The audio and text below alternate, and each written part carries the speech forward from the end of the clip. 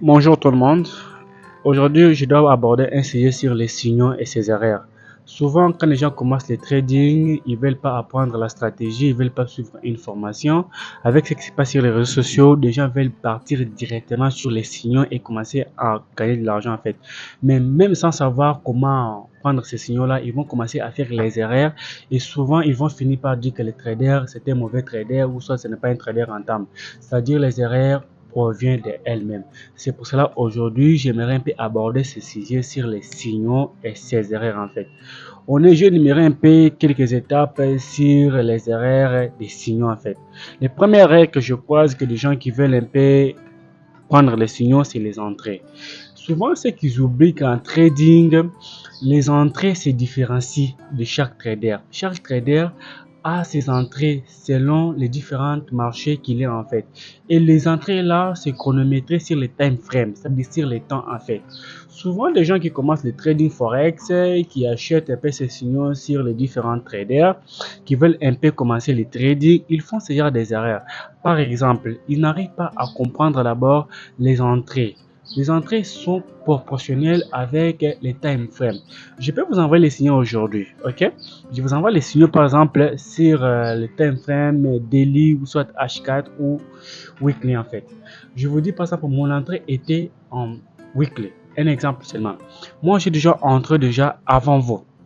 Ici par exemple, vous voyez cette bougie. Par exemple la clôture du bougie en 1 heure, ce sera mon entrée en fait. Vous allez voir que parfois, le temps que je vous envoie les signaux dans les canaux, les marchés, il y a eu déjà clôture, moi je suis à l'intérieur, il y a eu par exemple un retracement dans la zone et le marché est en train de baisser en fait. C'est un short. Les marchés commençaient à couler directement. Quand vous allez rejoindre les marchés financiers, vous allez trouver que vous allez entrer un peu en retard par rapport à mon entrée à moi. Parce que moi, j'étais sur les ordinateurs. Une fois que la clôture du bouger est arrivée, directement, moi, je entre directement dans les marchés. Tandis que les traders qui commencent les trading et ils font ce genre des erreurs, ils vont entrer en retard.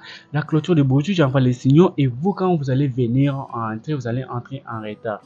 La première erreur que le trader débutant font sur les signaux qu'ils ignorent que les entrées ne sont pas les mêmes. Moi, je peux entrer à la fermeture de la bougie de daily en fait ou weekly ou soit de 30 minutes.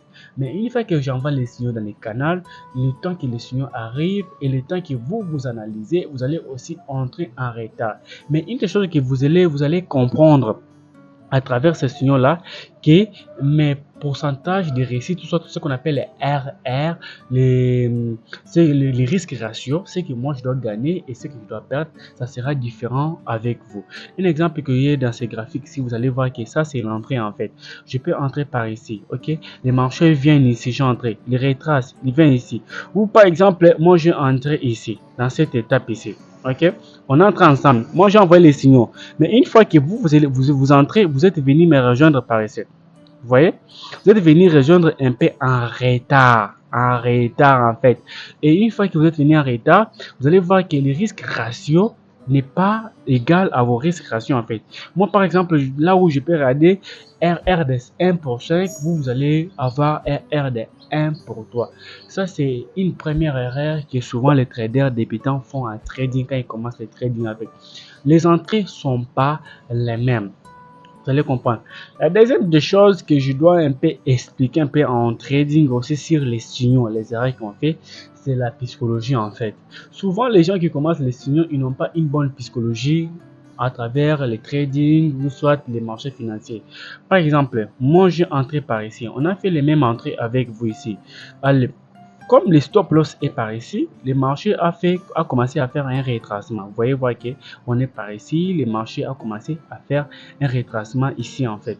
Un exemple que je vais vous donner, le marché il est venu ici faire un retracement avant de chuter, de suivre, de coller vers des take profit. Souvent, moi, si je faisais cette erreur-là, qu'est-ce que les traders débutants font quand ils voient déjà les rouges par ici? Après, ils vont couper en pensant que les signaux n'étaient pas exacts, tout comme ça. Après, ils vont sortir du marché. Après, ils vont voir que le marché est en train de couler vers les TP. alors vous allez voir que dans les canaux, le trader va envoyer les signaux dire que le marché est arrivé sur le TP. Alors là, par rapport à des gens qui n'étaient pas là, ils vont trouver que ils étaient sortis en perte par rapport à leurs problèmes psychologiques. La troisième chose que vous allez croiser un peu à trading sur les signaux et ses erreurs, c'est souvent les gens qui prennent les signaux en fait, ils préfèrent qu'on les envoie les signaux, mais sans aussi savoir aussi analyser de leur côté les entrées. Parce que c'est très important. Quand vous êtes dans un marché financier, il faut savoir que pas seulement que vous prenez les signaux, il fallait comprendre aussi, analyser les marchés. Parce que ça va vous permettre aussi d'éviter sur les risques money management. C'est même les points importants quand on prend les signaux. On vous envoie un signal comme ça, les signaux, vous entrez avec l'ordre 1, un endroit où vous pouvez entrer avec l'ordre de 0,10 où tu n'as pas même pas regardé ton risque ratio, qu'est-ce que tu vas perdre, qu'est-ce que tu vas gagner. Directement, toi, tu veux entrer dans les marchés en fait. C'est pour ça que tu vas te trouver que tu as perdu une grande somme d'argent quand le marché va toucher une grosse somme d'argent, quand le marché va toucher le TP, il va toucher le stop loss. Ok? Vous savez que vous devez comprendre que les signaux, oui, c'est bien, mais il fallait toujours avoir, comprendre les monnaies management. C'est quelque chose qui est très important dans les trading. Parce que quand moi je t'envoie les signaux, je t'envoie par exemple l'entrée était par ici, les stop loss étaient par ici, les pertes, la perte qui rendait un peu ramassée, ça peut être à 50 pips. Toi, tu as un capital de 10 000 dollars ou soit un capital de 5 000 dollars. Tu vas essayer d'entrer avec l'eau sur God, avec même l'eau de 1 ou sur l'eau de 2, sans aussi penser ce que tu dois perdre. Parce que les marchés, c'est que vous devez savoir que les marchés, quand vous entrez, ça coule pas directement. Ça stagne avant de couler ou soit ça fait des retracements jusqu'au point d'entrée avant de couler. Une fois que vous avez une petite capital et vous entrez directement, vous allez voir que vous allez perdre une grosse somme d'argent quand le marché va toucher le sommet ou soit vous serez en cramage le moment où le marché va retracer. C'est-à-dire c'est quelque chose que vous devez un peu tirer beaucoup d'attention quand vous faites un peu du stop de quoi les, quand vous prenez un peu les SL un peu c'est il faut savoir que le money management est très important dans les trading. Et aussi, le trading est basé sur les constantes et aussi sur les taux de réussite et les taux de perte. Souvent, chaque trader connaît son taux de réussite et les taux de perte en fait. Souvent, des gens qui prennent vraiment les signaux ne se rendent pas compte de tous ces processus, toutes ces étapes-là. C'est pour cela qu'ils ont tendance à, quand on leur envoie les signaux, ils prennent avec toutes leurs sommes d'argent, tous les capitals qu'ils ont dans les portefeuilles, après lancent sur un trader et quand le trade ne passe pas, ils crament tout ça et après ils vont condamner que le trader est mauvais ou soit les signaux n'étaient pas de meilleure qualité. Et dans le trading, il fallait savoir quelque chose. Il y aura toujours des pertes, il y aura toujours des 1. C'est quand vous mélangez tous les deux là, vous allez savoir que vous aurez vous-même qu'il y aura un taux de réussite qui est vraiment supérieur par rapport au taux de perte en fait. Ce sont des étapes essentielles que les traders débutants qui commencent sur les signaux n'arrivent pas à mettre dans la tête quand ils commencent vraiment. Parce que tout le monde, quand il commence les trading, son idée c'est de gagner l'argent, d'empocher l'argent, de sortir de la pauvreté. Alors, ils ne font pas vraiment attention à toutes ces étapes-là, que ce soit les signaux de trading est basé sur les constances et les taux de réussite et taux de perte d'un trader.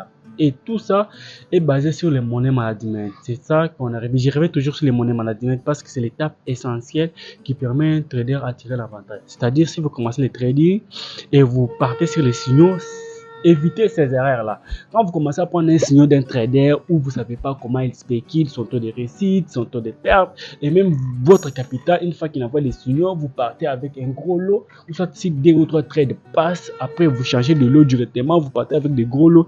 Du coup, en cas de perte, vous cramez votre compte, ou soit vous perdez votre compte. Là, c'est vous êtes vraiment les fautifs en fait. Ce sont des étapes très importantes que vous devez tirer attention quand vous commencez les trading forex sur les signaux et ses erreurs. Et les avantages que je vois un peu, c'est un peu de parler sur les avantages des signaux, malgré il n'y en a pas trop, c'est commencer à gagner sans avoir connaissance. C'est-à-dire tu commences à empocher de l'argent sans avoir vraiment des connaissances acquises dans les métiers en fait. Mon nom c'est Christian Moussouma, je suis trader indépendant, fondateur d'une plateforme qui s'appelle Moussouma FX. Si les thématiques de trading vous intéressent, abonnez-vous, mettez un like, partagez en fait. En bas là, vous allez trouver les liens sur ma formation, sur mon canal Telegram. Si vous voulez vraiment savoir et connaître aussi ma façon de trader, ça sera une bonne chose. On va échanger, partager chaque jour et on va un peu essayer de développer notre communauté. Mon nom c'est Christian Moussouma. C'est grâce à ça que je termine un peu cette session. À la prochaine occasion.